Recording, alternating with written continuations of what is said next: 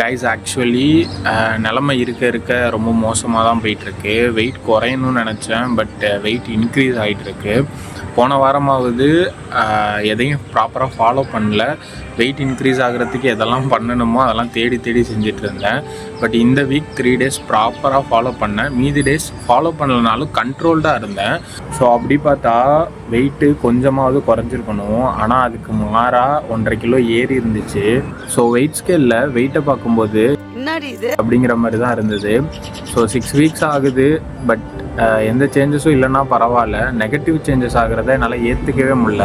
So அப்போ தான் ஒரு விஷயம் புரிஞ்சுக்கிட்டேன். ஸோ எதிர்பார்க்குற ரிசல்ட்டை கொண்டு வரணும்னா சின்ன ஹேபிட்ஸ் ஆட் பண்ணுறதை விட ஒரு கன்சிஸ்டண்ட்டான ப்ராப்பரான ஸ்ட்ரிக்டான டெய்லி ரொட்டீன், அது என்னோட ஒர்க் ஃப்ளோ, அதாவது என்னோட டெய்லி விஷயங்களை பேஸ் பண்ணி ஒரு விஷயம் க்ரியேட் பண்ணணும், அதை ஸ்ட்ரிக்டாக ஃபாலோ பண்ண முடிவு பண்ணியிருக்கேன்.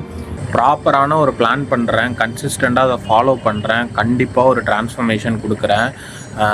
பல தடவை வந்துட்டு கிவ் அப் பண்ணிட்டேன், பட் இந்த தடவை என்ன ஆனாலும் சரி திரும்பி போகிற ஐடியாவே இல்லை.